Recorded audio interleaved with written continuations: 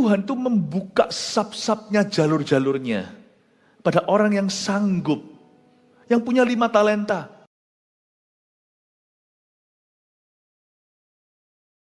Dalam nama Yesus. Amin. Puji Tuhan. Shalom semua. Kasih tepuk tangan untuk Tuhan. Silakan duduk. Ngomong-ngomong soal warisan yang diturunkan, catat di kalender Anda kalau anak Anda kelas 3 sampai 8. Kita akan adakan Bible Study, Eagle Kids mengadakannya 1 Maret, hari Sabtu. Jangan kemana-mana, yang pergi pun khusus ke sini, kalau perlu baru balik lagi ke sana. Jangan ketinggalan, karena nanti di ibadah ini, kita harus mengajari anak-anak ini untuk cinta Tuhan. Dan saya ingin memperkenalkan satu figur, seorang hamba Tuhan di Alkitab namanya Rasul Paulus kepada putra-putri Anda. Supaya nanti waktu mereka membaca kitab suci, ketemu sama surat-surat Paulus, lebih banyak lagi yang akan diterangi oleh Roh Kudus di dalam hati mereka. Dicatat ya. Seharian ini saya tergerak membawa satu pesan tentang Bapak orang beriman. Tiada lain, tiada bukan, yaitu Bapak Abraham. Saya kok merasa tahun ini adalah tahun kemenangan yang tidak bisa lepas dari cara kita beriman. Karena itu 5 kali ibadah sebagai berikut. Anda jangan ketinggalan, dengarkan sendiri. Untungnya kebaktian kita hanya 5, jadi 5 hari, 1 hari sekalipun habis semua terisi. Ibadah ketiga sekarang saya mau bicara tentang sesuatu yang paling dibenci oleh roh jahat, yaitu perjanjian seseorang dengan Tuhannya. Setan benci perjanjian. Kejadian pasal 15 ayat 7 sampai 21. Saya bacakan dulu, ini perjanjian Allah dengan Abram. Lagi firman Tuhan kepadanya, akulah Tuhan yang membawa engkau keluar dari Ur Kasdim untuk memberikan negeri ini kepadamu, menjadi milikmu. Kata Abram, ya Tuhan Allah, dari manakah aku tahu bahwa aku akan memilikinya? Firman Tuhan kepadanya, ambillah bagiku seekor lembu betina berumur 3 tahun, seekor kambing betina berumur 3 tahun, seekor domba jantan berumur 3 tahun, seekor burung tekukur, dan seorang anak burung merpati. Diambilnya semuanya itu bagi Tuhan dipotong 2, lalu diletakkannya bagian-bagian yang satu di samping yang lain, tapi burung-burung itu tidak dipotong 2. Ketika burung-burung buas hinggap pada daging binatang-binatang itu, maka Abram mengusirnya. Menjelang matahari terbenam, tertidurlah Abram dengan nyenyak, lalu turunlah meliputinya gelap gulita yang mengerikan. Firman Tuhan kepada Abram, ketahuilah dengan sesungguhnya bahwa keturunanmu akan menjadi orang asing dalam suatu negeri yang bukan kepunyaan mereka. Dan mereka akan diperbudak dan dianiaya 400 tahun lamanya. Tapi bangsa yang akan memperbudak mereka akan kuhukum. Sesudah itu mereka akan keluar dengan membawa harta benda yang banyak. Tapi engkau akan pergi kepada nenek moyangmu dengan sejahtera. Engkau akan dikuburkan pada waktu telah putih rambutmu. Tetapi keturunan yang keempat akan kembali ke sini, sebab sebelum itu kedurhakaan orang Amori itu belum genap. Ketika matahari telah terbenam dan matahari menjadi gelap, maka kelihatanlah perapian yang berasap, beserta suluh yang berapi lewat di antara potongan-potongan daging itu. Pada hari itulah Tuhan mengadakan perjanjian dengan Abram serta berfirman, kepada keturunanmu lah aku berikan negeri ini mulai dari sungai Mesir sampai ke sungai besar itu, yaitu sungai Efrat, yakni tanah-tanah orang Keni, orang Kenas, orang Kadmon, orang Het, orang Feris, orang Relaim, orang Amori, orang Kanaan, orang Girgasi, dan orang Yebus itu. Setan benci perjanjian, lawan katanya, Tuhan cinta perjanjian. Tidak ada perjanjian yang sah tanpa pengorbanan. Saya tadinya itu masih belum yakin mau kasih judulnya setan benci perjanjian atau pengorbanan yang benar. Tapi kata perjanjian lebih besar dari pengorbanan. Sebab tidak semua korban diterima Tuhan. Tapi semua perjanjian kita dengan Tuhan pasti melibatkan pengorbanan dari sisi kita dan dari sisi Tuhan. Saya kasih contoh. Ketika Tuhan membuat perjanjian dengan umat manusia bahwa suatu hari akan Tuhan utus seorang penebus, Adam dan Hawa baru fresh grace jatuh ke dalam dosa, maka terjadi pembunuhan hewan pertama. Kita tidak tahu itu hewan apa. Beberapa orang spekulasi mungkin itu seekor domba. Masuk akal sih, karena nantinya korban sesungguhnya itu anak domba Allah. Kan Adam tiba-tiba dibikinkan cawat sama Tuhan. Supaya tidak kelihatan ketelanjangannya. dari bulu hewan. Hewan itu pasti mati. Kematian pertama masuk ke bumi, dan itu bukan manusia. Yang korban dulu adalah hewan tak bersalah. Tapi Tuhan sembelih itu, Tuhan buat mati untuk jadikan pakaian dalamnya. Nah itu adalah dari sisi Tuhan, aku berjanji, perjanjiannya masih primitif sekali, bahwa suatu hari akan kuutus penebus untuk menebus umat manusia dan keturunanmu, Adam dan Hawa. Dari sisi manusia, Allah mulai mewahyukan dirinya, menyatakan dirinya, maka muncullah pengorbanan-pengorbanan yang diharuskan. Contohnya, waktu Tuhan menyatakan dirinya kepada Abraham, tak lama kemudian nanti ada yang namanya hukum Taurat, hukum sunat. Jadi ada sesuatu yang menyakitkan secara daging dan lahiriah. Untuk bisa membedakan antara umat Israel dan bukan, yaitu lewat sunat jasmani.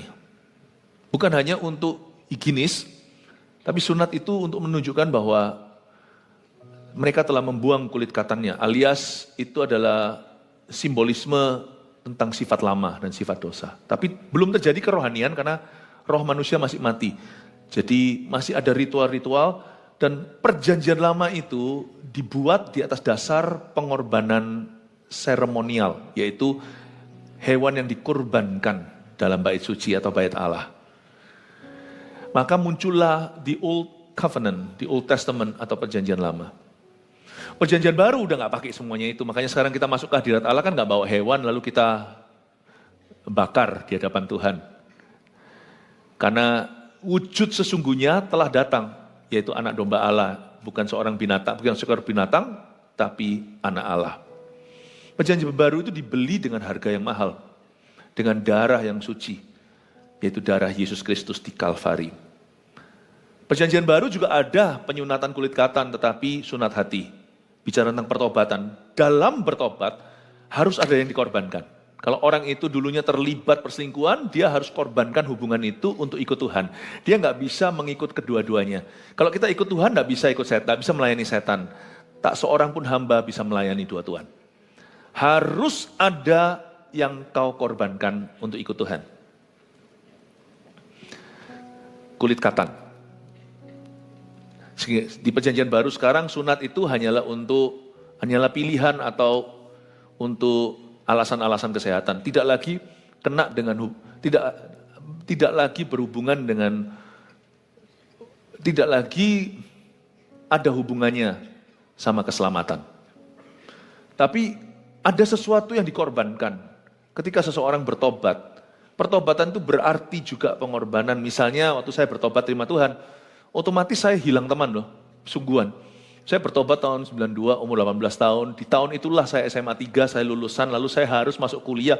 Pilihannya adalah seminari karena saya terpanggil, dipilih Tuhan untuk menjadi seorang hamba Tuhan. Itu saya kehilangan banyak teman. Teman-teman rusak saya semua meninggalkan saya. Itu sungguhan, nggak gampang. Dulu saya nge-game terus, meskipun zaman dulu belum ada online. Aduh Tuhan ambil semua itu koyakkan. Gak bisa sih, gak bisa kita itu setengah-setengah. Ijau pun entah yang tahu cuan. Gak bisa dua kapal, kaki kita di kedua-duanya. Pasti cemplung tuh ke laut binasa. Paham ya sekarang tentang pengorbanan dan perjanjian? Untuk kita membuat perjanjian dengan Tuhan, tidak bisa kita setengah-setengah. Oke, mari sekarang kita lihat bagaimana Abram membuat perjanjian dengan Tuhan. Kita lihat bagaimana setan ternyata sangat benci perjanjian itu karena dia sadar kalau seseorang menjalin hubungan perjanjian dengan Tuhan, setan sedang dalam bahaya kehilangan segala-galanya di hidup orang itu. Kita lihat sekarang ayat 7. Lagi firman Tuhan kepadanya, Akulah Tuhan yang membawa engkau keluar dari Ur Kasdim untuk memberikan negeri ini kepadamu menjadi milikmu. Abram dibawa keluar dari satu negara, kota, wilayah namanya Mesopotamia. Dia keluar dari sana, Tuhan yang bawa dia karena Tuhan berfirman, aku akan memberimu negeri baru. Aku akan kasih kamu tanah perjanjian. Keluarlah Abram, tapi nggak langsung masuk Kanaan. Dia sempat transit berapa tahun di Haran.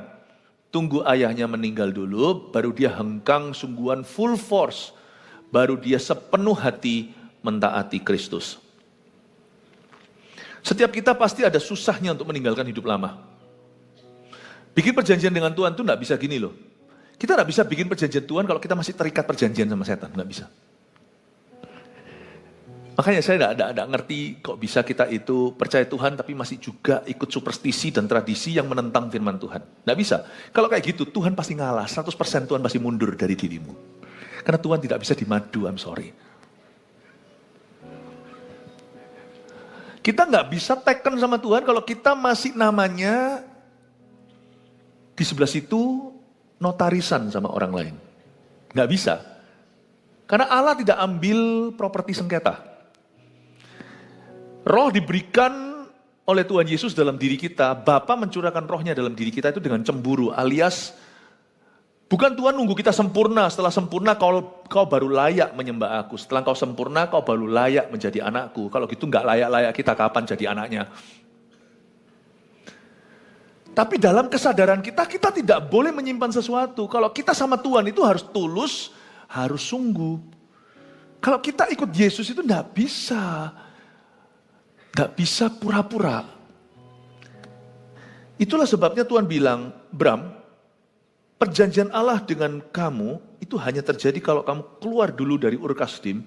Karena di Ur Kasdim, tanah kelahirannya, tempat dia dibesarkan, di situ syarat penyembahan berhala. Dan selama Abram berada di sana, dia tidak akan pernah menjadi milik Allah.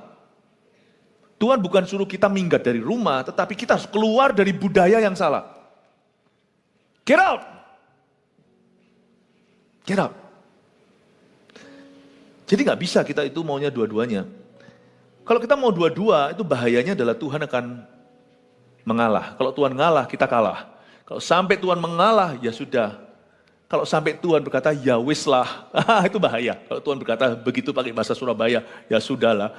Ketika Tuhan dipaksa, akhirnya Tuhan kasih dan beri, tidak semua pengabulan doa itu baik ujungnya.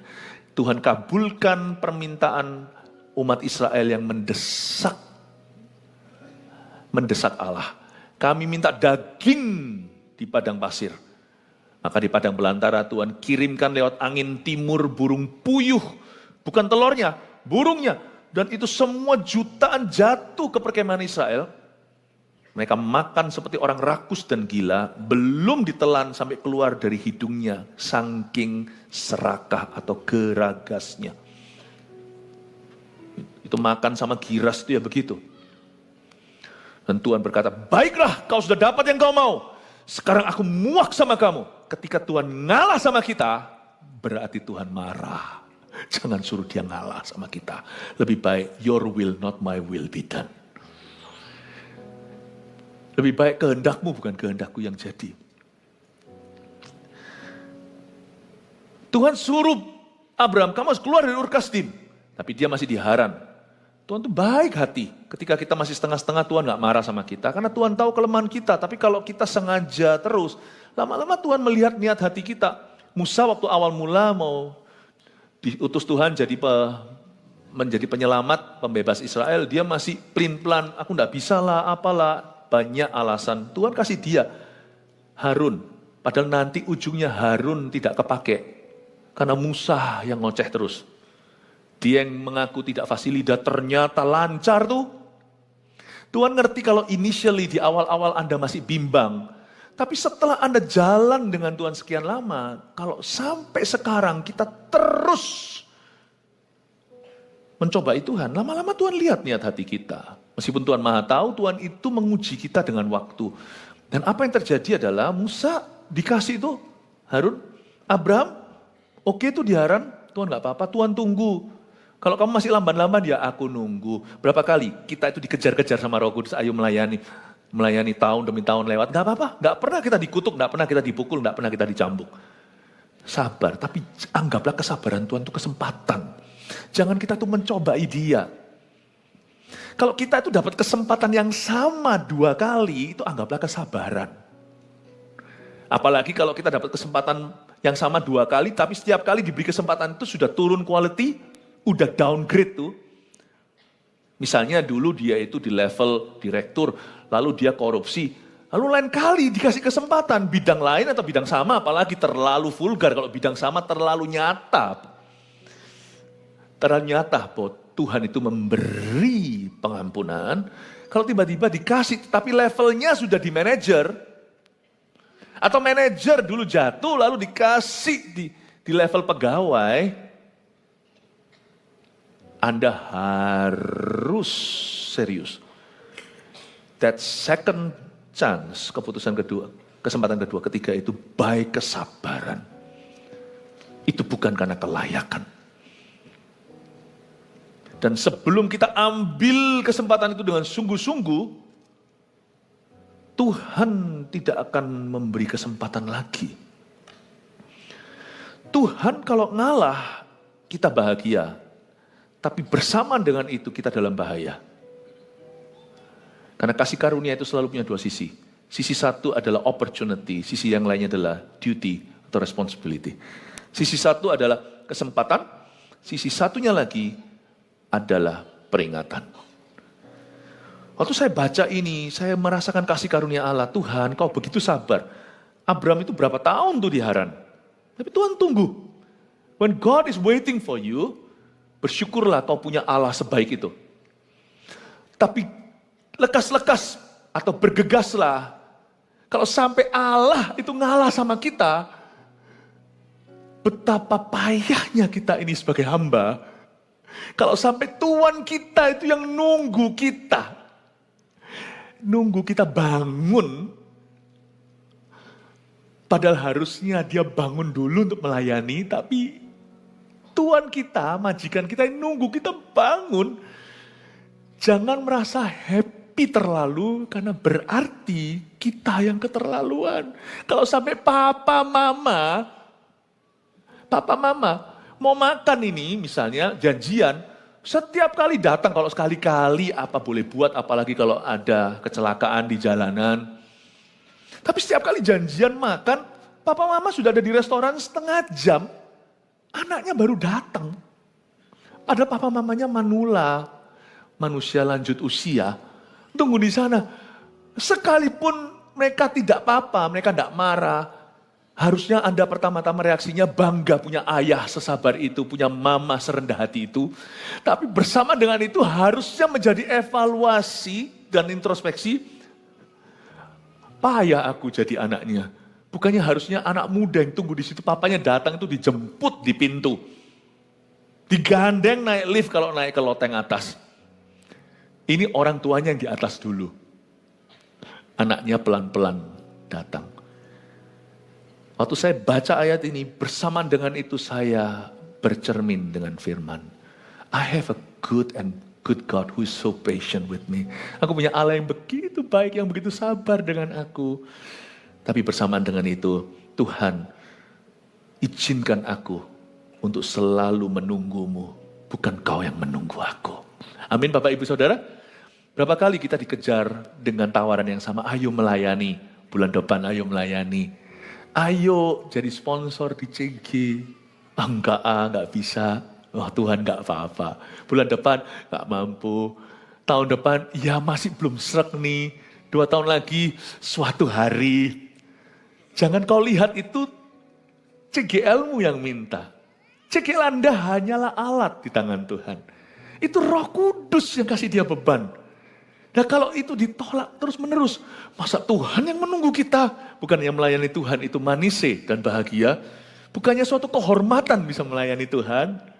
Wow, kalau Tuhan sampai invite kita ke pesta pernikahan, kita gak datang karena beli mobil baru, kita gak datang karena ada ladang baru. Bukannya lama-lama Raja berkata, ya sudah lu orang gak mau datang, paksa orang-orang yang ada di pelosok-pelosok, in the byways, in the highways, yang ada di jalan-jalan, yang ada di tikungan-tikungan, bawa mereka masuk, ganti pakaian pesta, rumahku harus penuh.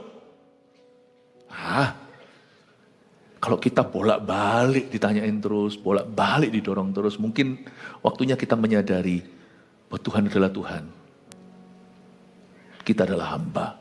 Waktu saya baca ini, saya terharu, saya punya Tuhan yang begitu, tapi saya juga bersama dengan itu, saya berhati-hati. Ayat 7, ayat 8. Kata Abram, ya Tuhan Allah, dari manakah aku tahu bahwa aku akan memilikinya?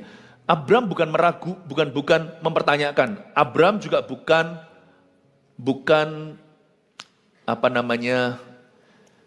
hereby bahasa Inggrisnya, Abram wasn't questioning God. He was asking God. Inquiring of God. Abram bukan mempertanyakan Allah karena tidak percaya. Abram minta tolong sama Allah untuk bantu dia percaya. Jadi it's okay kalau kita datang pada Tuhan itu iman pas-pasan, itu nggak apa-apa. Kita datang pada Tuhan dalam kelemahan tidak apa-apa. Selama hati kita itu rindu untuk belajar. Selama hati kita itu mau untuk berubah. Selama jiwa kita itu haus dan lapar akan kebenarannya, datanglah pada Tuhan seperti Abraham. Bapak orang beriman ini imannya nggak gede-gede banget loh kalau kita mau jujur. Kalau kita mau baca ayat 8, ya Tuhan Allah, dari mana aku tahu bahwa aku akan memilikinya?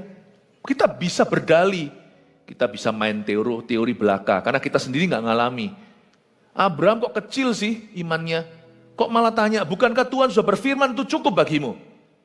Ya Tuhan Allah, dari mana aku tahu bahwa aku akan memiliki tanah Kanaan ini? Aku ini sudah terlanjur loh tinggalkan segala sesuatu. Mana gua tahu nanti sungguh-sungguh akan terjadi. Loh Bram, harusnya loh Tuhan berfirman itu kan cukup garansi, cukup jaminan.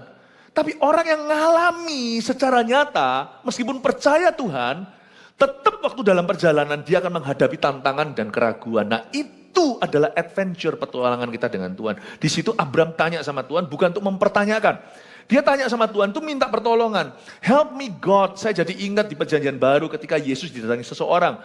Tuhan, jikalau engkau dapat, sembuhkan anakku. Yesus berkata, jikalau dapat, oh Tuhan ampuni aku yang tidak beriman ini.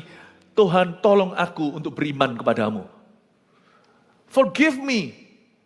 Forgive this faithless me. Help me have faith in you. Tolong aku. Jadi Tuhan tetap sembuhkan. Dan Tuhan ajari dia beriman. Gak apa-apa loh kita menyapa Tuhan dalam keraguan. Selama hati kita itu kiblatnya adalah Tuhan. Bukan ragu lalu lari dari hadiratnya. Ragu lalu habis itu kita sengaja mencari arah yang berlawanan dan menentang kehendaknya. Dia berkata, ya Tuhan Allah, dari manakah aku tahu bahwa aku akan memilikinya? Tuhan itu senang hati kita tulus, sekalipun dalam ketulusan kita, dalam keluguan kita, kadang-kadang kita itu menunjukkan kelemahan iman. Tapi Tuhan berkata, saya mendingan kalau misalnya saya lagi sama satu orang nih, saya kasih kepercayaan. Kamu saya percaya ya, kamu pimpin pujian. Contohnya dalam pelayanan ya, dunia pelayanan yang paling gampang jadi ilustrasi.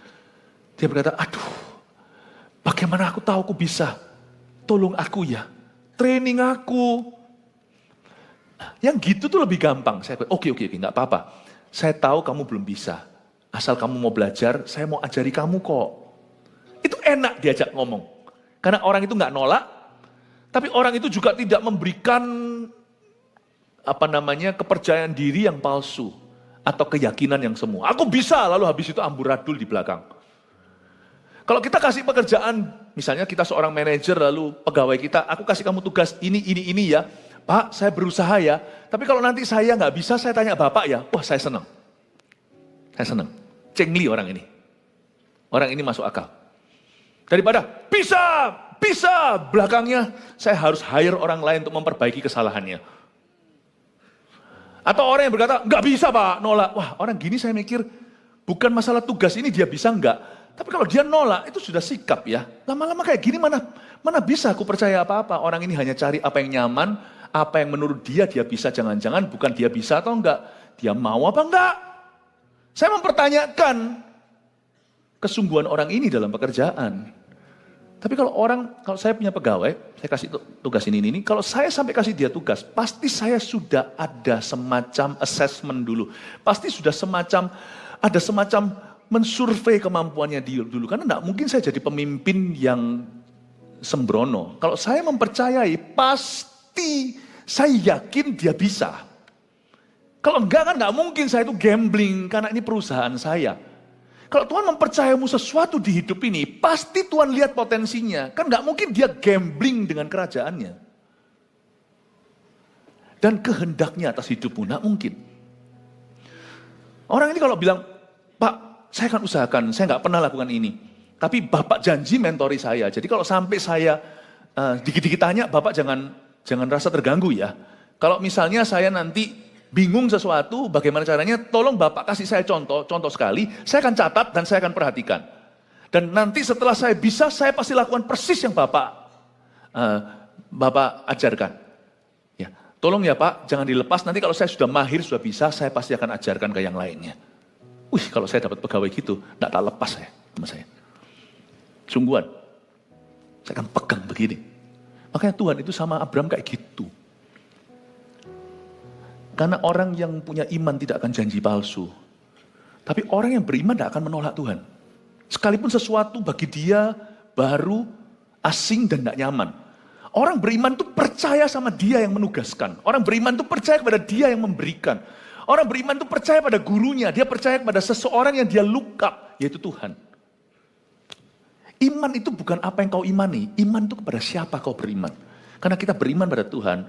I trust, aku percaya apapun yang Tuhan hari ini percayakan padaku, Tuhan akan tolong aku. Amin Bapak Ibu. Setan benci perjanjian, tapi Tuhan cinta perjanjian. Kita lihat sekarang ayat 9. Firman Tuhan kepadanya, ambillah bagiku seekor lembu betina berumur 3 tahun. Ini lembu ya, betina, berumur 3 tahun. Seekor kambing betina berumur 3 tahun. Lembu sama kambing gede mana, mahal mana? Lembu lah, orang-orang kota nggak bisa jawab ini. Sapi pasti lebih mahal daripada kambing ya kan? Seekor domba jantan berumur 3 tahun. Oke, masih tetap mahal lembu. Masih tetap gede sapi. Seekor burung tekukur dan seekor anak burung merpati. Burung tekukur adalah persembahan orang-orang miskin sampai di zaman Yesus jalan di Bait Allah. Bukan hanya hewan-hewan besar dikorbankan, tapi hewan kecil pula yang murah seperti burung tekukur, bahkan bukan burung merpati, anak burung merpati.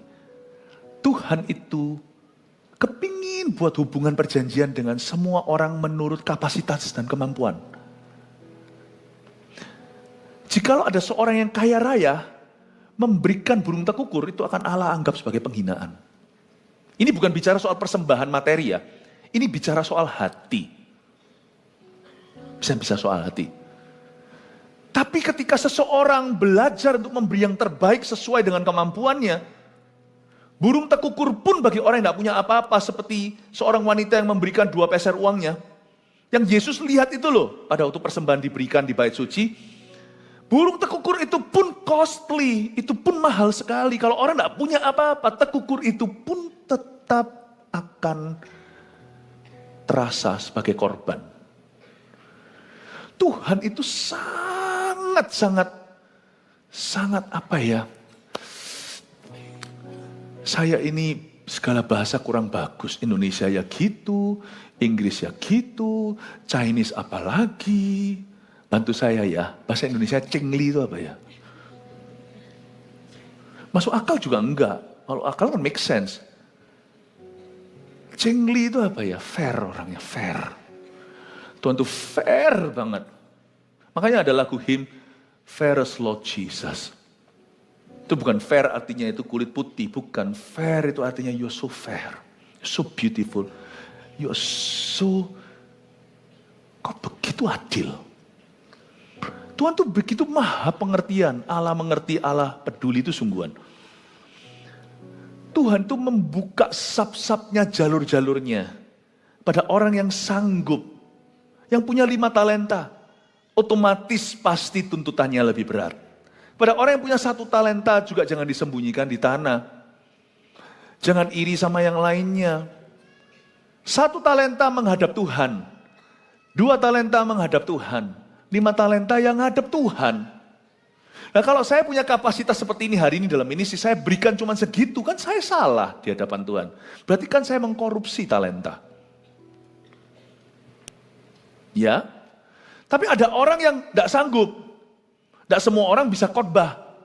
Tapi dia dipercaya di dalam CG-nya misalnya untuk sharing firman. Gemeter lagi. Gak bisa lagi. Makanya CG bukan tempat undang pengkhotbah luar. Don't do that. CG bukan persekutuan doa. Kalau Anda lakukan itu, Anda mengkorupsi talenta. Karena Anda benturkan yang punya 1 talenta dengan 5. Yang 1 tidak muncul. Itu pasti kau sembunyikan di bawah tanah itu. CGL baru sponsor tidak akan bisa muncul. Kenapa? Pengkhotbahnya jago-jago yang diundang dari luar. Matilah. Anda mau matikan anak sendiri gampang. Anak Anda lagi belajar nyanyi kan? Bukannya untuk inspirasi. Tapi setiap kali Anda baru nyanyi, Dalam kejuaraan misalnya, turnamen, setiap kali muncul, Anda panggil Whitney Houston di sana. Kandidat kedua, ya matilah anaknya, pasti akan minder, pulang, tutup kepala di bantal, kata aku nyanyinya jelek seperti burung tukukur. Anak Anda turnamen, belajar taekwondo, olahraga sih nggak ada tapa-tapaannya, ada martial art atau ilmu bela diri yang pakai semedi, yang ini nggak ada. Taekwondo, misalnya, nggak usah kasih contoh, nanti ada pada robek celanaku. Udahlah, percayalah, pastormu bisa sedikit kok. Lalu apalagi turnamen. Saya sih tahu karate dulu. Turnamen. Tiba-tiba, wah, Anda rasa turnamen membosankan anak kecil. Bosan panggil aja juara karate dari Jepang. Supaya lebih seru gitu loh. Supaya apa? Supaya nanti gaweanku ini, heboh gitu loh. Loh, Anda objektifnya heboh? Atau mau besarkan anak? Mau bangun anakmu? Coba bedakan. Mau heboh? Atau mau overshadow your children? Atau membuat mereka jadi bayang-bayang? Tahu apa yang dilakukan? Tiba-tiba datangkan juara Brasil sih jiu-jitsu ya. Mungkin karate dari Jepang. Datengin, lawan sama anakmu, bapak belurlah anak Anda. Seumur hidup dia akan tinggalkan sabuk putihnya, dia tidak akan naik ke sabuk merah. Kenapa? Dia trauma. Gampang membuat akhirnya CG-nya itu gemuk 70. Gampang, undang aja pembicara luar, lama-lama jadi gereja, dalam gereja jadi 200 tuh CG-mu. Tapi tak ada satupun bocah-bocah rohani di bawahmu itu akan muncul, semua akan babak belur. Satu-satu trauma, sabuk putih ditanggalkan, semua akhirnya jadi penonton turnamen karate. That's not how you raise a CG. Bukan. Jangan sampai 2 talenta dan 5 talenta ketemu. Ada tempatnya masing-masing. Nah, masalahnya sekarang, kalau di sini ada seorang sponsor, seorang calon CGL, lalu monggo silakan gantikan Pastor Philip khotbah di atas sini, khotbahkan dari sini. Bisa berdiri mati terkukur. Mati terkukur itu apa sih? Tersungkur. Ayo sini. Sponsor mana nih? Ayo sekarang gantiin saya turun sekarang. Khotbah. Ya janganlah, nggak fair lah. Karena konteks ini butuh 5 talenta untuk bisa bicara di sini. Konteks ini butuh 5 talenta. Karena pressure-nya beda. Jangan kau tukar-tukar 5 talenta kau taruh di kantongan 1 talenta. 1 talenta kau taruh di kontainer 5 talenta. Jangan jadi orang yang salah taruh 1 ditaruh di bawah tanah. Jangan. Amin Bapak Ibu Saudara. CG bukan begitu caranya. Karena saya mau dorong setiap kita di sini yang mau menyala, yang mau bersinar terang. Anda tidak usah compare sama pastor siapa yang khotbah di atas, karena memang beda konteksnya. Di konteks di mana Anda harus bertumbuh, Anda sedang dipersiapkan. Bertumbuhlah di sana, sebab tekukur juga bisa jadi persembahan Tuhan. Lembu 3 tahun juga bisa jadi persembahan yang indah bagi Tuhan. Kita semua hanyalah hewan tunggangan. Kita semuanya hanya alat di tangan Tuhan. Sesuai dengan konteks waktu yang tepat, Tuhan bisa pakai setiap kita untuk berbuah-buah pada tempatnya. Kasih tepuk tangan untuk Tuhan. Amin, amin. Tuhan cinta perjanjian. Berani untuk ambil resiko.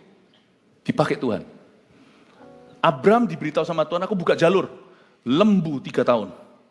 Kasih kambing 3 tahun, domba 3 tahun. Kasih ini, burung tekukur, anak pun. Seekor anak burung merpati. Wow.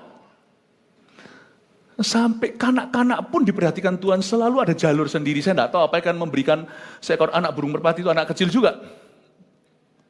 Tuhan itu membuka akses untuk semua ke Dia. What a wonderful God we have. Tidak ada orang di dalam rumah Tuhan boleh sombong. Tidak ada orang boleh minder. Saya dorong kita semuanya untuk berbuah di musim kita. Amin Bapak Ibu Saudara. Kalau saya datang ke CG Anda pasti tidak bertumbuh. Pasti. Nah kalau saya datang, Anda khotbah, bukan saya GR nih. Ada saya pasti grogi. Pasti Anda grogi. Ya, pasti Anda grogi. Kalau nggak grogi, saya lihat jam gini aja, langsung Anda grogi pasti. Coba sekali-kali ya, tak datang ya ke CG-nya ya. Nggak enak juga buat saya, bukannya gaya apa, saya sih nggak suka malah digituin, tapi pasti nanti akhirnya berujung foto-fotoan. Bukan saling mendoakan, saling memoto, saling memotret saudaraku. Nggak jadi, nyembah segalanya, akhirnya jadi revival KKR. Kapan Anda, bukan latihan, ceki bukan tempat latihan, kapan Anda berbagi kehidupan sebagai real jemaat dengan jemaat? Kapan? Bukankah kalau ada aniaya Bapak Ibu Saudara, yang mati dulu itu rasul-rasul.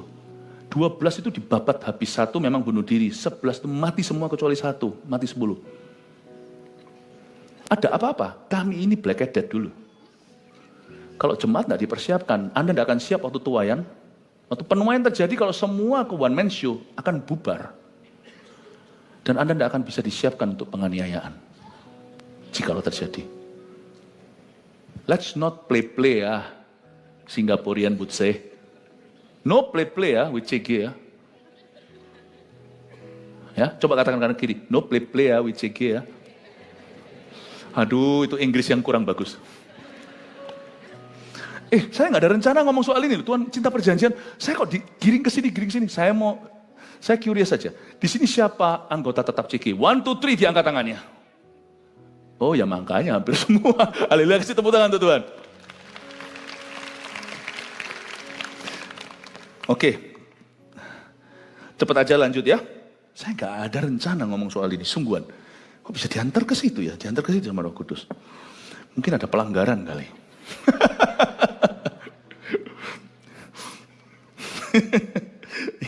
Lanjut, ayat 10. Diambilnyalah semuanya itu bagi Tuhan. Itu semua tadi lembu sampai tekukur tadi. Dipotong 2, katakan dipotong 2. Perjanjian itu selalu 2 sisi, katakan 2 sisi. Dari sisi Tuhan dan dari sisi kita, oke? Lalu diletakkannya bagian-bagian itu yang satu di samping yang lain, tapi burung-burung itu tidak dipotong 2. Lihat ya, Tuhan itu begitu adilnya, yang gede-gede dipotongin, yang kecil biarin. Tidak dipotong jadi 2. Ya, Anda bisa potong steak, ayo. Mungkin sang istri, mama order terlalu banyak, dipotong setengah kasih anak. Tapi kalau keju yang taruh di sandwich itu udah tipis, jangan kau tipisi lagi. Tuhan tuh tahu kok kemampuan dan ketidakmampuan kita. Tuhan tuh tahu batas-batasnya. Tuhan tuh cengli sekali, Tuhan tuh fair banget. Mendingan menurut saya judulnya diganti, bukan setan benci perjanjian, tapi Tuhan tuh cengli. God itu so understanding. Diambilnya, makanya itu orang kalau dekat sama Tuhan tuh orangnya cengli. Pasti orangnya fair, pasti orangnya tuh understanding, pengertiannya. Orang yang mengaku hamba Tuhan, tapi gaya sekali, kasar sekali sama orang. Menurut saya ragu. Jangan kau akui dirimu durian kalau manggis yang keluar. Sana ngaku jeruk, padahal tajamnya kulit nangka. Come on lah ya, you don't fool nobody, you don't fool me. Orang kalau dekat sama Tuhan itu jadi orangnya itu fair. Orangnya itu jadi, gimana ya menjelaskan? Enak gitu loh. Sama orang itu. Masuk akal gitu loh, meskipun supranatural. Tuhan tuh kayak gitu. Saya nggak habis-habis mau cerita tentang Tuhan, tapi sekarang saya mau fokus kepada perjanjiannya. Diambilnya semua itu bagi Tuhan dipotong 2, lalu diletakkannya bagian yang satu di samping yang lain. Ketika burung-burung buas hingga pada daging binatang-binatang itu, maka Abraham mengusirnya.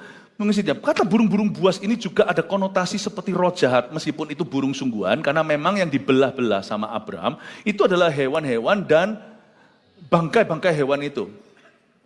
Ya, bukan bangkai yang busuk, Tuhan tidak menerima persembahan yang busuk, tapi Tuhan menerima persembahan yang baik. Tapi di situ ada darah, ada flesh, ada dagingnya. Jadi saya nggak heran, itu kan di padang, waktu itu kan di tanah Kanaan, tempat terbuka. Jadi mungkin ada burung-burung nasar yang datang, burung-burung vulture itu loh yang datang. Ya, yang kayak elang tapi gundul-gundul, yang kayak seperti kakek tua begitu. Sorry, kalau yang ada yang kakek di sini enggak. Dan kakek sini semuanya kakek-kakek keren. Ya, burung-burung buas hingga pada daging binatang itu, maka Abraham mengusurnya. Bapak Ibu Saudara, dari ayat ini saya tahu bahwa setan, burung buas ini kan lambang setan. Ada satu perumpamaan, ketika benih ditaburkan, ada 4 macam tanah. Salah satu tanah itu diaspal. Dikatakan bahwa ada burung-burung datang mencuri biji itu. Yesus memberikan pengertian pada murid-muridnya nanti, bahwa benih yang ditabur adalah firman, yang nabur itu Yesus. Dunialah taburan ladangnya, dan ada burung-burung yang datang, itulah iblis yang datang mencuri firman itu. Jadi burung-burung buas ini yang datang, bayangin Abram baru mempresentasikan persembahan, kurban, pengorbanan ini untuk Tuhan, sedang membuat perjanjian dengan yang Maha Kuasa, langsung gak pakai besok hari, gak pakai nanti, burung-burung itu datang, bukan bunuh Abraham.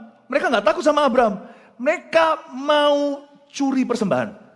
Mereka bukan mau lukai Abraham, tapi mereka mau gagalkan pengorbanan. Karena kalau pengorbanan itu jadilah perjanjian yang tidak bisa dibatalkan dengan Tuhan. Itu kayak notarisan itu loh. Misalnya sudah hampir tanda tangan, tiba-tiba kita diinterupsi, jangan tanda tangan. Sebab sekali tanda tangan itu mengikat dan hukumnya kekal. Saya mau beritahu kepada Anda bahwa Tuhan itu sangat cinta perjanjian dan setan sangat benci perjanjian. Saya kasih satu cerita dulu. Saya kasih beberapa cerita ya. Saya kasih kesaksian aja ya. Saya nggak janji ini bisa selesai nih sampai ayat 21. Karena setiap ayat itu begitu dalam. Kalau sampai jaga-jaga nggak selesai, nanti kapan-kapan saya ajari. Tapi saya kok tergerak memberi beberapa kesaksian tentang Tuhan itu cinta perjanjian dan setan membenci perjanjian.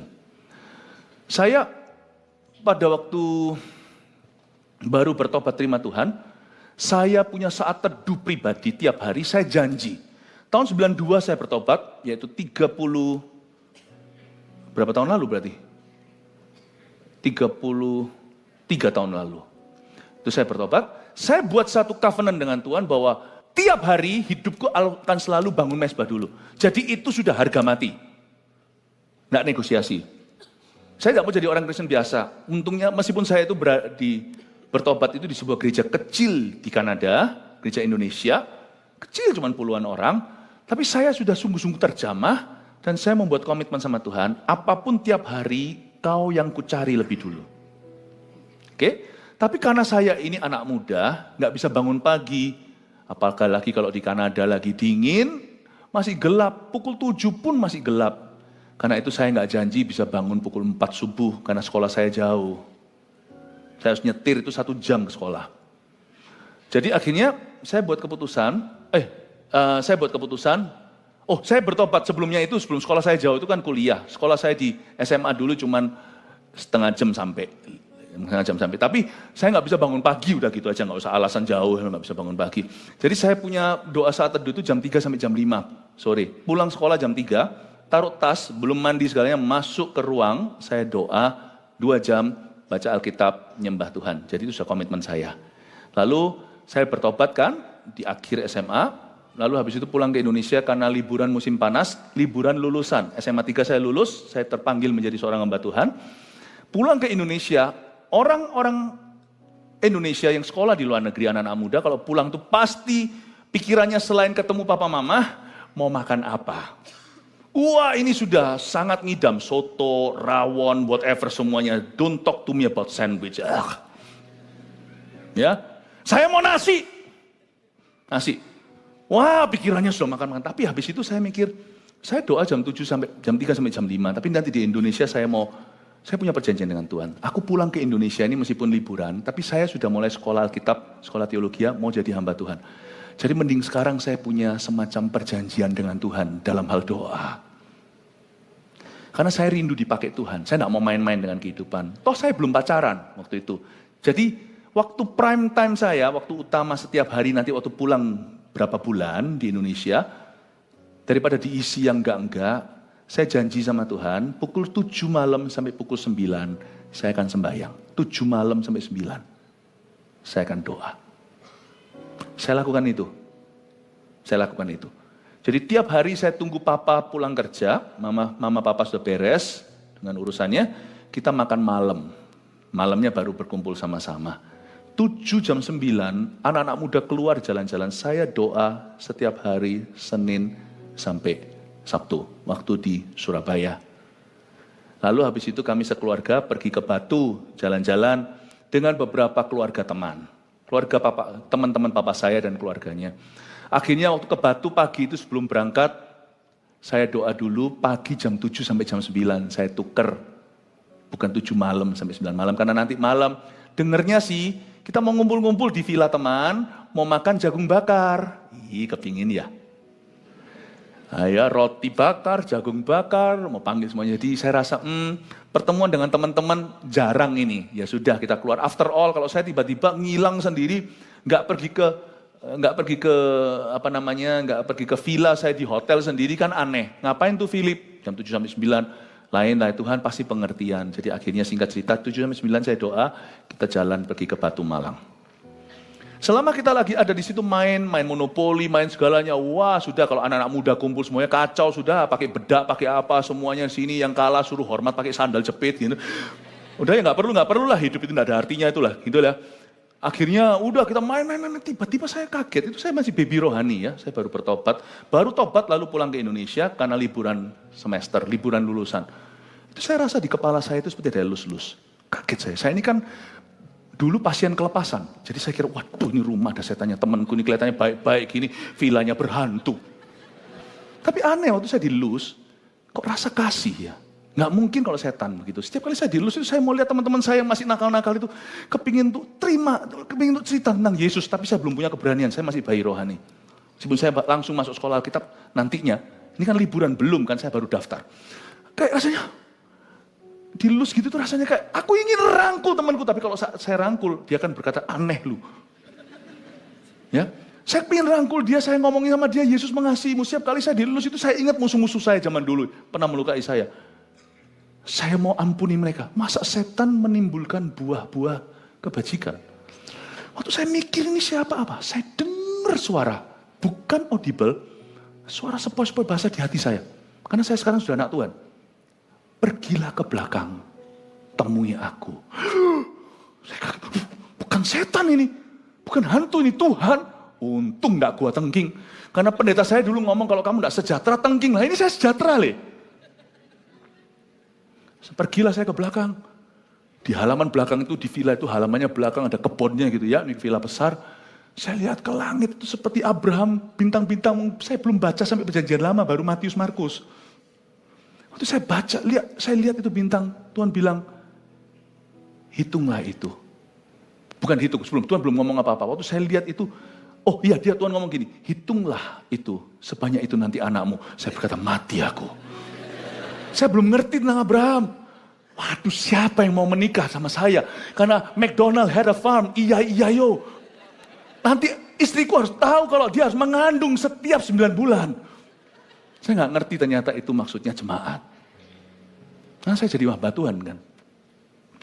Waktu saya lagi gitu tiba-tiba saya terharu entah kenapa. Padahal nggak ngerti itu scripture. Saya berlutut loh. Saya masih ingat kok itu rumput ya. Saya berlutut, saya berkata, bila ku pandang. Karena lagu itu lagu lama dulu yang saya dengarkan dari kaset Indonesia dikirim ke sana. Bulan dan bintang, ajaib dan mulialah karyamu. Waktu sampai chorus ini. Ku jatuh tersungkur. Saya lihat kanan kiri dulu karena di situ orang-orang main kartu. WC di luar waktu itu. Itu sejuk, enak, batu belum sepolusi ini. Saya lihat ku jatuh tersungkur. Saya lihat kanan kiri gak ada orang. Di bawah kakimu. Saya angkat tangan saya seperti ini. Ku sembah kau Tuhan. Ku sembah kau. Lebih tepatnya ini kan. Bintang-bintang jadi saya kebalik.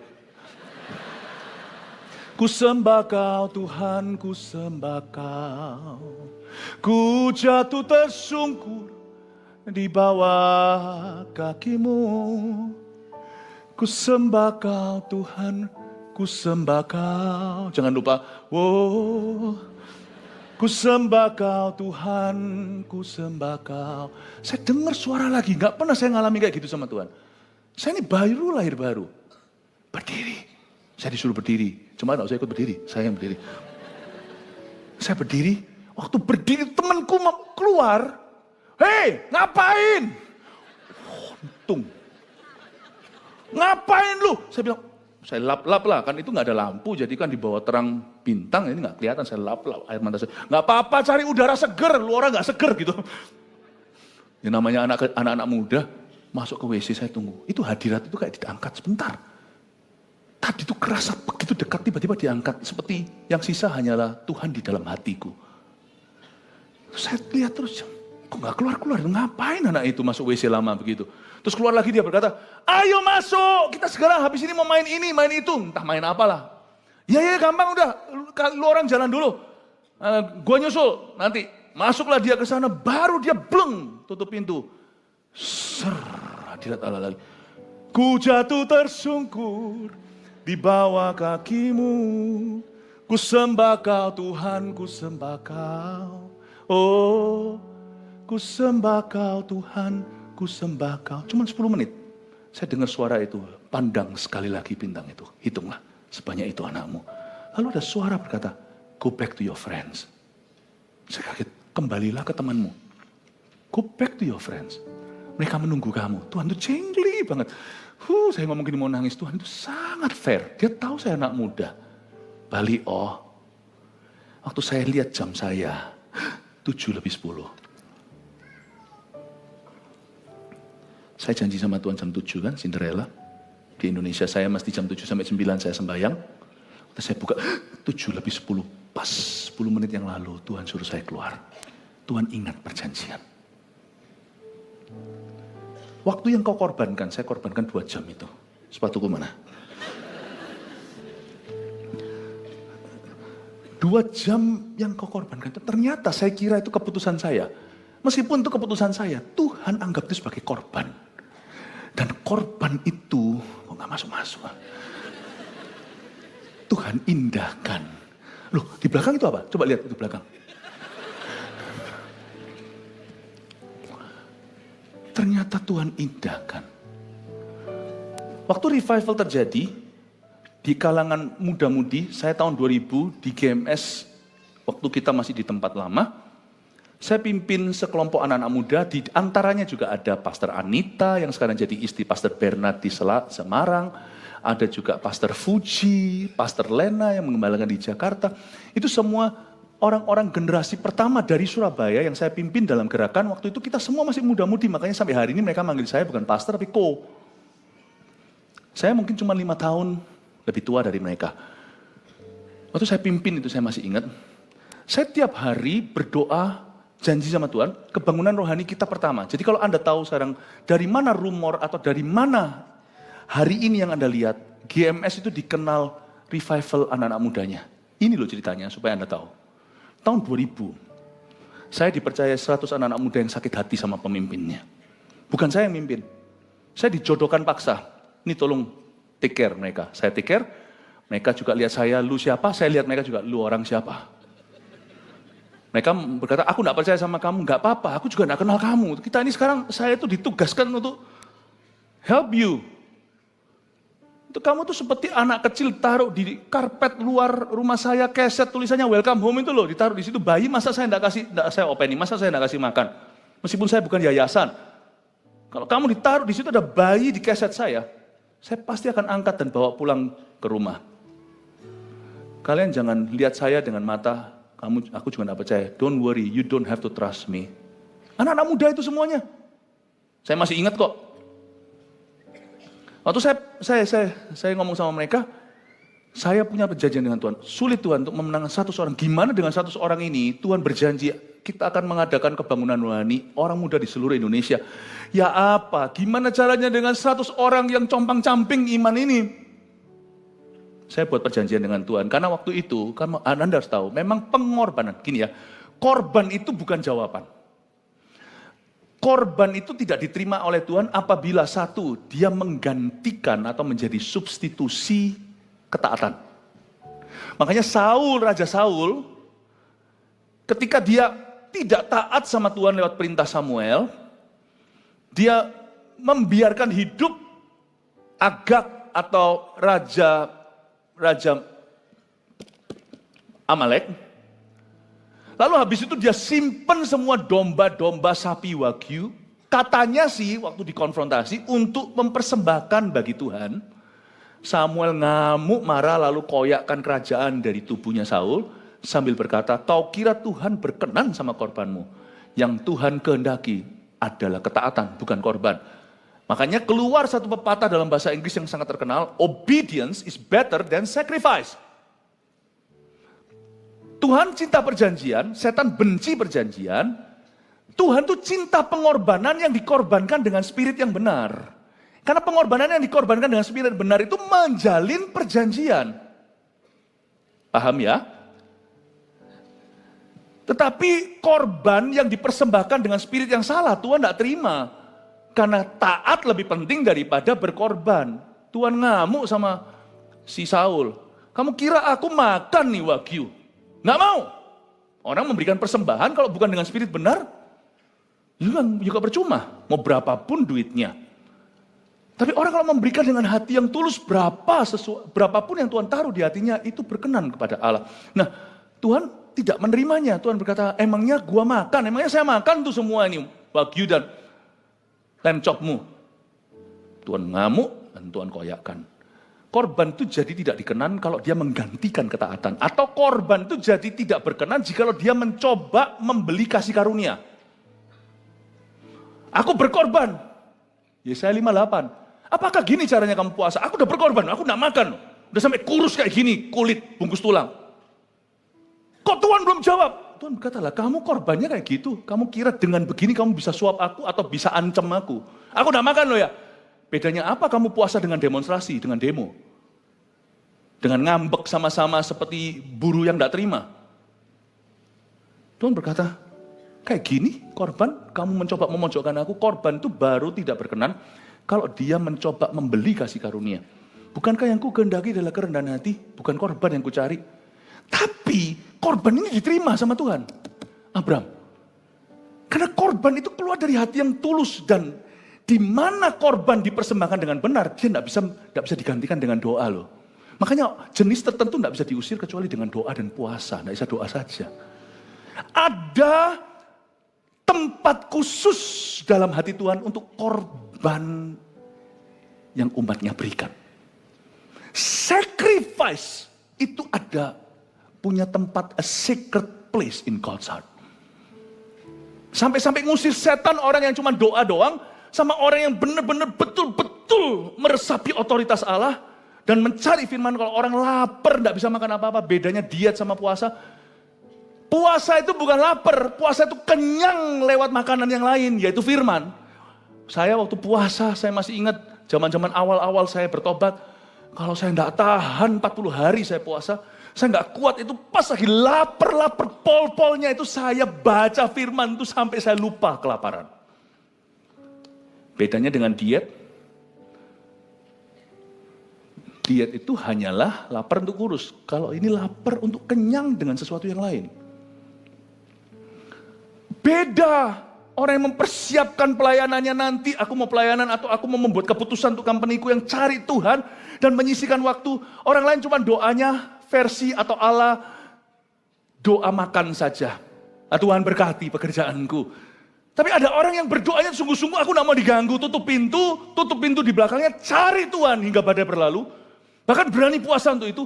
That kind of prayer, kalau bukan untuk membeli kasih karunia atau ngancam Allah, kalau bukan untuk menggantikan ketaatan, aku sudah berkorban loh ya, jadi aku tidak usah taat. Korban seperti itu diterima loh sama Tuhan, dan itu menjadi suatu perjanjian. Saya mengorbankan waktu saya yang prime sebagai anak muda. Jam 7 sampai jam 9 itu bisa nonton, bisa apa. Saya korbankan karena saya berkata, I want a ministry nanti suatu hari di Indonesia yang seperti kau katakan, bintang di langit. Bukan karena metode dan acara di depan, tapi sesuatu yang terjadi yang sifatnya life changing, perubahan hidup di antara jemaat. You bayar harganya dapat barang. Itulah korban yang benar. Jangan iri dengan orang yang punya barang karena Anda tidak membayarnya. Jadi ada korban yang harus Anda berikan kepada Tuhan. Saya kasih contoh ya. Sekarang kembali lagi cerita tentang kebangunan rohani anak muda itu. Saya berdoa kan? Saya membuat keputusan hari itu berdoa dari jam 12 sampai jam 4 pagi. Jangan tiru ini karena saya full timer. Jam 12 sampai jam 4. Jadi kalau saya pergi ke kantor hari-hari itu di GMS lama, zaman kita dulu masih zaman-zaman jadul itu. Beberapa teman melihat mata saya kadang-kadang merah karena pecah pembuluh darahnya, bukan saya sengaja, tapi karena berdoa sungguh-sungguh dari 12 sampai jam 4, kira-kira sekitar 1 bulan, 2 bulanan begitu. Kadang-kadang 12 sampai jam 6. Saya doa 6 jam, tidak usah ditiru, karena tidak semua orang berhasil meniru yang ginian. Saya berdoa, Tuhan give me Surabaya or I die. Kalau enggak, suruh aku kembali aja ke Kanada. Sekolah lagi kayak apa. Kalau aku balik ke sini, aku mau lihat kebangunan rohani, aku enggak mau tanggung jadi orang. Orang lain cuma berdoa, Tuhan bless my ministry. I want revival or I die. Berseru dengan mati-matian. Lalu habis itu saya ngomong sama sekelompok orang-orang, 100 orang itu yang hanya jadi JGL, belum ada yang namanya coach-coach, belum sebanyak itu, masih 10 JG. Saya sendiri coachnya. Saya bilang sama mereka semuanya, kalian semua lakukan ini. Kami tidak mau, kami trauma sama pelayanan. Kamu tidak usah lakukan apa-apa. Saya minta kamu cuma lakukan ini. Icebreaker nggak usah, kalian lagi tidak dalam moodnya hahaha karena semua lagi trauma. Masuk hadirat Allah langsung ejreng-ejreng, ngerti maksudnya? Langsung main gitar, yang bisa main gitar, nggak bisa main gitar, zaman itu masih kaset, pasang VCD, pasang CD, bukan VCD. Nyanyi, suruh lagu nyanyi, ikut nyanyi. Bukan untuk makan-makan kalian kumpul. Karena perjanjianku dengan Tuhan bukan makan-makan, perjanjianku dengan Tuhan adalah doa dan firman. CG ini, 10 itu saya masih ingat. Semuanya masing-masing ya, doa. Kalau kamu mau khotbah, waktu itu semua lagi trauma nih, anak-anak muda lagi sakit hati sama pemimpinnya. Kamu kalau mau khotbah, nggak ada khotbah, nggak apa-apa, sudah baca Alkitab 10 menit, Alkitab tok dibaca, nggak usah dijabarkan. Susah kan? Nggak susah kan? Baik nggak baik waktunya, beritakan firman. Aku nggak bisa khotbah, 10 menit. Daripada ngoceh-ngoceh nggak jelas, mendingan baca firman. Tapi kalau kamu bisa jabarkan, baik. Jangan cerita tentang sakit hatimu, nggak usah cerita tentang dirimu. Firman itu bukan tentang dirimu. Aplikasinya untuk setiap kita. Firman itu adalah firman untuk orang lain dulu. Jangan cerita tentang dirimu, sampaikan aja, itu perjanjianku. Karena waktu saya berdoa dari jam 12 sampai jam 4, saya tidak doa untuk saya. Saya suruh cuma satu, ejeng-ejeng tadi. Ya, kalau bisa gitaran, kalau nggak bisa akapela, kalau nggak bisa cuma pakai CD aja, atau pakai kasetan. Habis itu kasih firman, kalau bisa dijabarkan, tapi kalau Anda nggak bisa cuma baca Alkitabnya, saling mendoakan, tanya gini kebutuhannya apa, kita doa, lalu Anda doakan yang bukan kebutuhan mereka. Aku berdoa mereka jadi pemimpin suatu hari, 10-10 lakukan. Tahu nggak? Satu datang ke saya, Go Philip, kok tumbuh? Maksudnya apa kok tumbuh? Kok tumbuh CG-ku? CG-ku kedatangan begitu banyak jiwa baru dan mereka bukan hanya datang, hahaha, senang-senang, have fun, tapi mereka diubahkan. Kok bisa? Kok bisa apa? Kok bisa? Karena saya masih tidak percaya sama Koko. Loh, emangnya aku salah apa sama kamu? Kenal baru bulan lalu. Bukan, aku pokoknya sudah trauma sama semua pelayanan. Kenapa kok bisa bertumbuh? Aku masih sendiri belum serak. Saya bilang, gini ya, dengar ya. Aku punya perjanjian sama Tuhan. Kamu kalau tidak keluar jalur dari perjanjianku dengan Tuhan. Ini kalau Anda baca ya, saya tidak punya waktu untuk selesaikan semua ayatnya. Nanti itu Tuhan itu jalan di tengah-tengah hewan yang dibelah itu. Dari api. Itu ada api yang jalan. Nah, waktu jalan api itu Tuhan menunjukkan bahwa aku akan genapi. Tugasmu hanya siapkan kayu bakar atau siapkan persembahannya. Kamu cuma berada di jalur aja. Aku yang genapi, bukan karena kamu terlalu bagus. Aku menggenapinya karena kasih karunia-Ku. Karena my grace and mercy, karena kasih karunia. Nanti 430 tahun kemudian, dari zaman Abraham ini dijalani api persembahannya, korbannya. Mau tahu apa yang terjadi? 430 tahun kemudian, keturunan Abraham yang sempat masuk Mesir dulu lalu dijajah, diperbudak, nanti juga dijalani oleh api di tengah-tengahnya, tiang api namanya. Your sacrifice, korbanmu sekarang untuk anak cucu, tidak hanya dalam bentuk ministry, dalam pekerjaan Anda. Kalau Anda setia, Anda punya perjanjian Tuhan, aku punya perjanjian untuk keturunanku. Aku tidak akan selingkuh sampai aku mati. Apapun terjadi, aku akan pertahankan pernikahanku. Itu korban dari sisimu itu dengar sama Tuhan. Karena itu bukan untuk membeli sesuatu atau menggantikan ketaatan. Tapi itu menunjukkan keseriusan dan kesungguhan. Itu didengar sama Tuhan.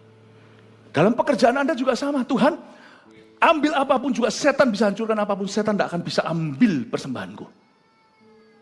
Aku mau jatuh miskin pun aku akan selalu mencetuskan diri sebagai seorang pemberi. Itu yang setan benci. Setan tidak benci bisnismu. Setan benci your dedication, devotion. Itu yang Tuhan, setan benci. Kerjaan ini kan ada orang gini, kerjaan itu jadi bendahara kerajaan sorga. Pakailah, tapi dalam hati sebenarnya, di dalam hati kecil motivasinya adalah nang diberkati Tuhan. Kalau kita tulus sungguh-sungguh kita tahu, pekerjaanku harus jalan karena memberi makan 100 pegawaiku. Aku ini punya tanggung jawab, mungkin tidak bisa ngasih 5.000 orang makan, tapi di mana ada saya dan keturunan saya, lowongan kerja ini semua tidak akan saya kirim pulang PHK. Aku aja Tuhan kalau bisa, aku aja tidak usah digaji. Tapi pegawai yang udah ikut aku 20 tahun ini meskipun dia bukan orang Kristen. Aku yang Kristen Tuhan. Aku harus kasih dia makan. Ketika mereka semuanya tahu lewat 5 roti 2 ikan, mereka harus ngasih 5.000 orang makan. Sementara rasul-rasul berkata, suruh aja pergi cari gampangnya, suruh cari sendiri makanan tapawan, suruh cari bungkusan. Tuhan bilang, no you feed them, kamu yang kasih makan. Ketika mereka memahami hati Tuhan, itu roti tidak pernah berhenti terpecahkan. Kalau kita punya perjanjian dengan Tuhan itu bukan keuntungan kita, tetapi orang lain bergantung sama kita. Bisnismu tidak akan jatuh. Karena Tuhan mencintai perjanjian itu. Sampai kapanpun, lewat usahaku, aku akan terus mendukung misi Yesus Kristus, penginjilan, penanaman gereja, pengiriman misionaris, dan lewat kemanusiaan yang dijalankan sembari kita menyelamatkan. GMS peduli. Kita jalankan terus. Kalau kita punya visi itu bukan hanya untuk orang-orang yang bekerja bagi kita, tapi untuk kerajaan Allah. Nggak mungkin bisa tenggelam tuh perahu. Karena Tuhan yang berkepentingan dengan itu, ada perjanjian dengan Tuhan di situ. Israel nggak bisa musnah. Karena Mesias harus keluar dari sana. Saya harap Anda mengerti yang namanya hukum rohani ini. Kembali lagi ke itu. Dengan ini saya selesai nanti ya. Memang saya sudah ditakdirkan di kebaktian ini selalu overtime. Sabar sebentar ya, ngomong kanan kirinya sabar. Tahu, dia ngomong sama saya, kok bisa bertumbuh? Saya bilang, kamu enggak usah ngelakuin apa-apa. Kamu cukup nyembah. Jangan nyanyi, nyembah diri sendiri. Kasih firman, enggak bisa khotbah. Kasih aja, baca ayat sampai ngelontok semuanya. Baca setengah jam itu semua firman-firman gitu aja sudah. Enggak usah ada karbohidratnya. Nggak usah ada lemaknya, cuman semua protein silakan. Tumbuh tempatmu, karena aku punya perjanjian dengan Tuhan. Lalu habis itu, saling mendoakan. Lalu doakan mereka untuk mereka jadi seorang murid yang sejati. Gitu ya aku. Dari 1.100 orang itu anak muda.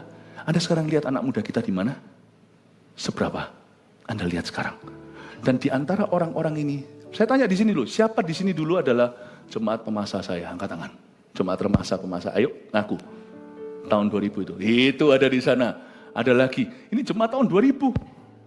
Kebangunan rohani terjadi. Terakhir dengan ini saya selesai. Suatu hari, saya dari sejak muda, sekarang masih muda, saya berjanji sama Tuhan.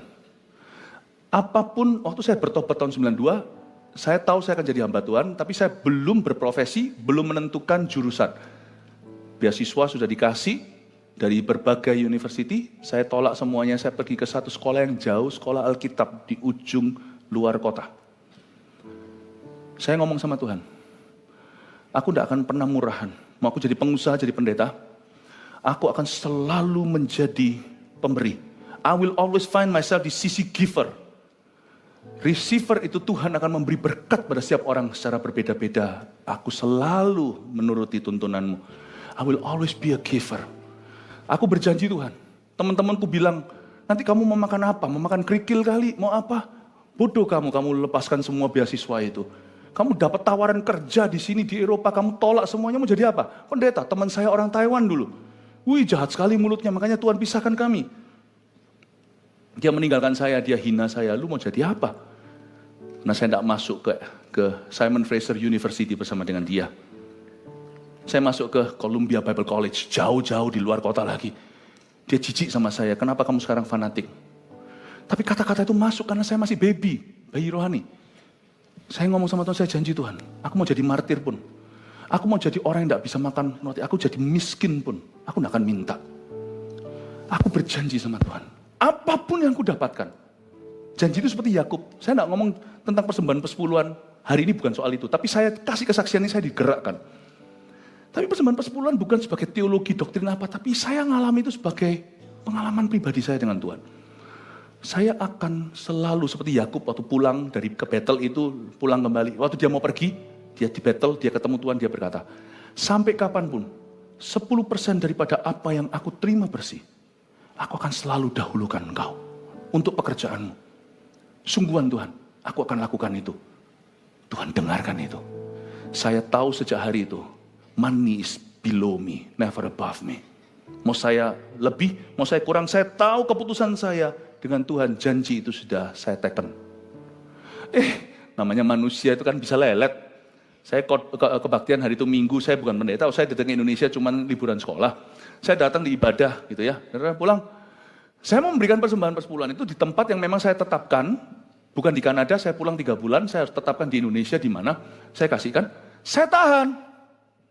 Saya bilang nanti dulu, karena sekarang ini masih 3 bulan, saya masih butuh cash. Manusia itu kan selalu punya pikiran.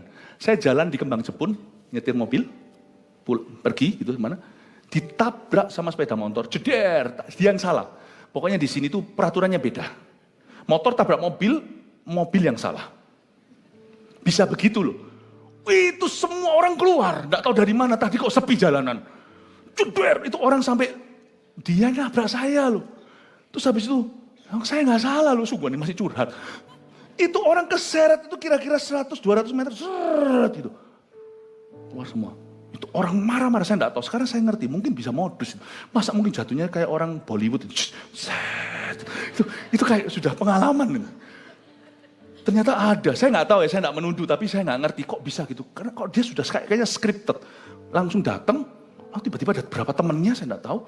Lalu ngomong sama saya, nggak bisa, Anda tabrak saya gini. Belum ada yang namanya dashboard TV, sekalian belum ada gitu-gitu. CCTV. Ya sudah, nego. Saya harus bayar berapa? Pikiranku, mobilku gimana, siapa yang bayar? Ini mobil belum lunas, maksudnya belum saya beli dari papa. Mobilnya ayah. Dia berkata, sekian. Tahu nggak, itu persis perpuluhan saya. Apa yang tidak yang kita janjikan pada Tuhan, kita tidak berikan, pasti setan akan mengklaim itu. Pasti diambil sama setan. Persis dengan persembahan saya. Jadi saya pulang merugi, akhirnya apa yang terjadi saya kasih itu, tapi tetap janji saya tidak. Hari itu saya bertobat dan saya memberikan persembahan yang seharusnya, jadi saya bayar double hari itu. Satu dari kesadaran, satu dari kecolongan. Saya mau beritahu kepada Anda sesuatu, bahwa Tuhan sudah ajari. Dan setelah bertobat, setelah saya lulus, uang yang dikumpulkan semuanya, akhirnya uang yang dikumpulkan sebelum menikah, saya kan kumpulkan, saya ini pintar menabung dari dulu. Nabung, jadi selalu punya, karena selalu saya tabung. Suatu hari saya tidur, saya nyesel kalau saya tidur hari itu. Mimpi, tabungan itu dalam buku tabungan, saya kan enggak ingat berapa. Itu sampai huruf terakhir, koma 00, koma belakang itu sennya, itu muncul persis saya bangun tuh hafal angka. Waktu saya buka di buku tabungan saya, persis itu seluruh tabungan saya kasihkan di sebuah gereja di Lampung. Mas kawin saya, kasih semua 100% di sana untuk kasih untuk sebuah gereja, dan belikan sound systemnya untuk double K yang sekarang jadi GMS Salatiga. Saya berkata, Tuhan, engkau ini mau ngajari apa sama aku? Tuhan berkata, kalau kau dan aku perjanjianmu bukan mamon, perjanjianku dengan kamu adalah kehidupan. Kamu akan lihat proyek apapun yang kamu jalankan, aku Tuhan yang akan menandatanganinya. Aku Tuhan yang akan menyertai. Semoga ini jadi berkat buat Anda, bukan untuk pelayanan, tapi untuk kehidupanmu dalam bisnis, dalam pekerjaan Anda.